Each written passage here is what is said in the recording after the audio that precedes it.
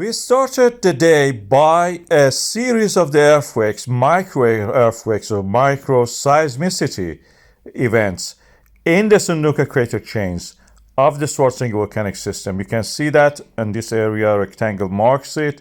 And as you can see, they were concentrated in a line. That line is a dike and the area that we had eruption in the previous months. And this is the timing of those ones, early morning. And you can see the rise in the purple line, which is a magma line, shows the movement of the magma. This is the low frequency one, bursting of bubbles and movement of the magma. This seismic activity is like that bubbling of the magma or boiling liquid or fluid.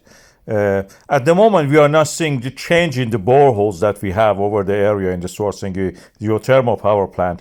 Well, when the shakes happen, these seismic tremors happening, they actually activate and make the fluid, which is a non-Newtonian fluid, the magma, be able to be mobile and move.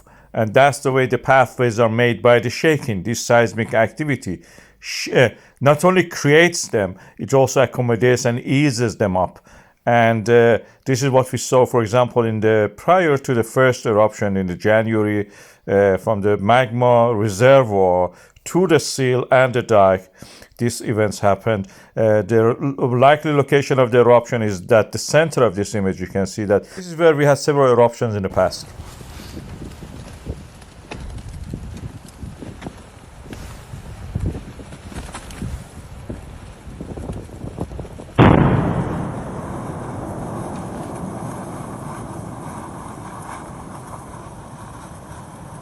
When the eruption starts from one point, it extends in both directions, south and north, and like a butterfly opening its wings, extends.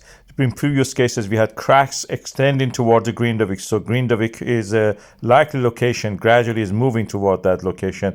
In the previous videos, actually predicted that this Hagofel fault line will be the location of one of these fissures. We had one which opened and sliced through the ground toward the Grindavík and caused some fire there. And we had also a phreatic opening from that crack, exact location of the crack, which I predicted in 5 months ago.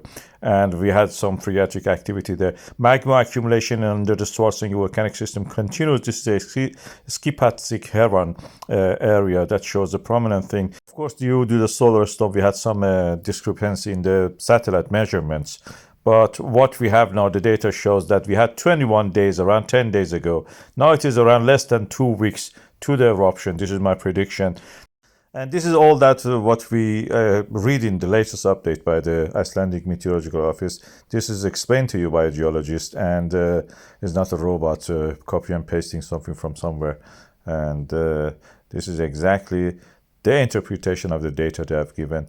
The event is probably likely, without an eruption, we will have some lava leaking, flowing to the surface without much pressure. We have to wait and see. This micro-seismic activity can actually help that flow without an eruption, just in the case the pressure was not enough.